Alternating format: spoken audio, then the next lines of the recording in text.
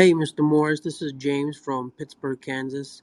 I was watching one of your videos on YouTube, and I just wanted to know that if I could take out my 401k to, buy rental property, or should I use my credit card, which I have an American Express. I wanted to see if I could use that instead and put a down payment towards that.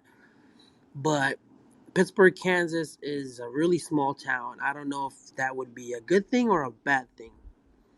So I just wanted to know. And also, how do you step out of that comfort zone into actually, going into that situation where you have to use your own money to actually buy a rental property? I feel like I'm stuck in that loop where I'm afraid to take that extra step I'm in. So please help me out. I really want to do this, but I'm just scared to take that step. Thank you. Well, thanks so much for the question. I will say, James, first thing I would book a call with our team at Morris Invest. It's free. When you book a call with our team, we can at least get to know you and point you in the right direction, even if you don't ever work with us, because we build about 500 properties a year. So not everyone that books a call with us will ever work with us, right? We have a finite amount of houses, single families and duplexes that we build that are new construction in the best rental markets in the country. We work with our property management teams to then place a tenant in the property. So it's fully done for you. Okay. If you don't ever work with us, it doesn't matter. We still love to talk to investors and at least help you in the right direction, pointing you in the right direction. And maybe 3 years from now, you'll work with us. Great.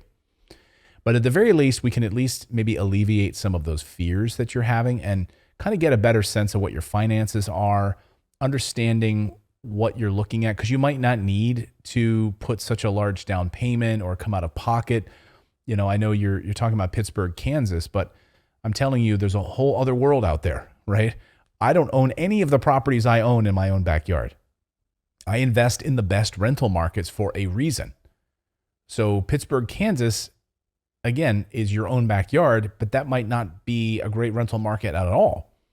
And then, of course, that opens up another can of worms, which is now you're going to be your own landlord. You're probably going to want to become your own property manager and managing this property yourself on top of that. And then you're creating a new job for yourself. Now you're nervous and you're going to be driving by this property all the time. And then, so the one way I overcome this is I like to think of it. What if, James, you had 50 rental properties? Okay. You had 50 rental properties, not necessarily in Pittsburgh, Kansas, but in some of the best rental markets in the country, like where we build our properties in West Texas. Okay. Number one landlord friendly state in the country, by the way. So what if you owned 50 rental properties that weren't in your backyard? How would you react differently now that you had 50 properties rather than going for your first one? So you said, how do I overcome these fears? I like to act as if. I like to think, okay, how will I be 5 years from now, James? Like, imagine having those 50 properties. Would you be upset if one of those 50 or two of those 50 properties has a vacancy for a few weeks or a month or 2 months while the property management company is putting a new tenant in the property? Maybe one of them, needs a little bit of work after the tenant moved out after 2 years. They need to redo the carpet or to do some touch-up paint and fix a hole in the bathroom drywall. Okay, that stuff gets fixed and a new tenant moves in. Like, how would you feel? Right? If you have one property, you're probably nervous about it. You're like, oh my God, what if that tenant moves out? Then I won't have cash flow for 3-4 weeks or a month or 2 months until we get a new tenant in that property, right? All of those things, right? It can seem a little scary, but now imagine having 50 or 1,000 properties. Then your whole demeanor shifts, doesn't it? Suddenly you're a different investor. You're not green behind the ears and you're nervous. So I know what it feels like. I remember the first time I got that first rent check and we got our first tenant in our first property. It was unbelievable. I cried actually because I knew then that this model works, right? I saw it. Okay, I own a property that I bought. I fixed it up. The property management company placed a tenant in the property and now it's cash flowing. And for me, it was over from there. It was like, oh my God, here we go, right? And then it changed my life. So just I want you to picture having multiple properties. The other piece about using a credit card versus financing or a 401k, I'm always going to want to look at, first of all, what are the financing options that I have available? Again, if you talk with our team, we work with over 100 different lenders with our company. So when people are investing or buying the properties that we sell, we want you to keep as much of your money in your own pocket. So we have great lenders at great interest rates who can put together all sorts of magic to make things happen. So you might not need to come out of your pocket very much. It really depends on your situation. Yes, you can borrow from your 401k, not to withdraw, but to borrow from it.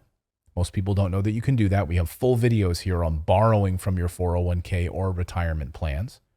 Sometimes people have an IRA or just money just sitting in a retirement account that they don't know about that they can leverage. And yes, I always say Robert Kiyosaki bought his first rental property using a credit card. I've used credit cards, okay? And so just depends on the interest rates, right? Again, you're just using financial vehicles that exist. So if you can get good interest rates and low APRs, again, I'm not a financial advisor, so you need to do what you do and whatever suits you, James. But speak with our team and they can kind of guide you or point you in the right direction. Again, I'm not a financial advisor. I can't tell you what to do, but I can certainly tell you what I would do, which is to leverage my 401k if I could, and to use other people's money, use the bank's money to buy the rest of the property. You can always leave us voicemail questions. Go to our website. We've got a ton of great resources. In fact, we just published a big article over there on West Texas, specifically in our Lubbock market. You can read all about how it's been named one of the most recession-resistant cities in America, how it was pandemic resistant, now it's recession resistant. So that's where we're building our properties. Go and check it out. Just come over to our website at morrisinvest.com and click on the little microphone icon right there. That's how you can leave us a voicemail question that we will read here on the show. Now, go out there, take action, and become a real estate investor. I believe it's the number one way to build wealth. We'll see you next time, everyone.